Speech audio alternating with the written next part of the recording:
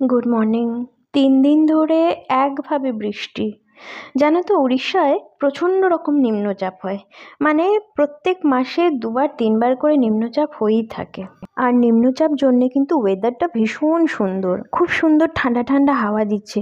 মোটামুটি ফ্যানটা 2 দিন হলো বন্ধই আছে। আমি তো এমনি মারাত্মক রকমের অলস, আর যখন বৃষ্টির দিন আসে তখন সত্যি বলছি আমার কিচ্ছু করতে ইচ্ছা করে না।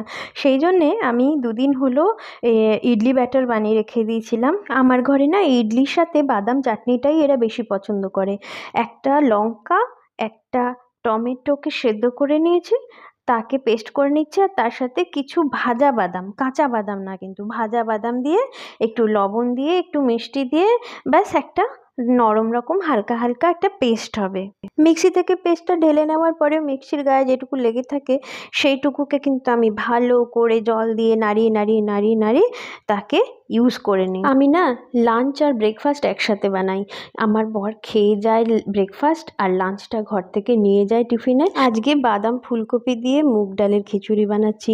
মুগ ডালের খিচুড়ির শেষে একটুখানি ঘি গরম মশলা না দিলে আমার ভালো লাগে না, তাই আমি একটুখানি ঘি গরম মশলা দিয়ে ঢাকা দিয়ে দিলাম। ওইদিকে ইডলি বানাবো, তাই ইডলি যে ক্যান, মানে আমি ইডলি ক্যানে নর্মাল যে গ্যাসের উপর বানানো হয় তাতে ইডলি বানাই না, আমি ইডলি বানাই মাইক্রো ওভেনে। ব্যাটারটা 2 দিন আগে থেকে রেডি করে রাখতে হয়, কেন তার প্রসেস আছে। আর এইভাবে যে বাটিগুলো আছে আমার একসাথে 8টা করে ইডলি হয়। আমাদের এক একজন 4টা করে ইডলি খাই, আমি কিন্তু 2 বাটি ইডলি বানাই, মানে একবারে 8টা 8 16 2 বাটি, 2বার ইডলি হয়। বিউলির ডাল আর আতপ চাল দিয়ে আমি ইডলিটা বানাই।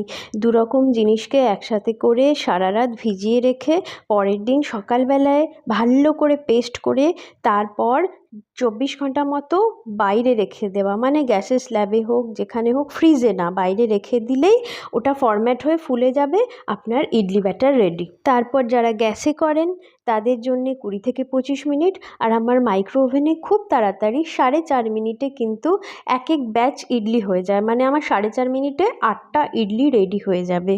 এই সাউথ ইন্ডিয়ান সব ফুডগুলোই ভীষণ হেলদি, টেস্টি হয়, আর অনেকক্ষণ পেটে থাকে। ইডলি হোক, ধোসা হোক, অনেকক্ষণ কিন্তু পেটটা ভর্তি হয়ে থাকে ইডলি খেলে।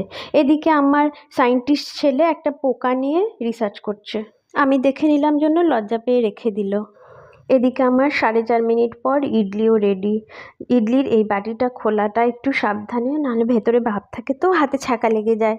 আমি অনেকবার ছ্যাঁকা খেয়েছি এইভাবে বিউলির ডালের ব্যাটার বানিয়ে কিন্তু অনেক দিন ধরে ফ্রিজে রাখা যায়। মোটামুটি 7-8 দিন চোখ বন্ধ করে ফ্রিজে রেখে দেওয়া যায়, খালি এয়ারটাইট কন্টেনারে রাখতে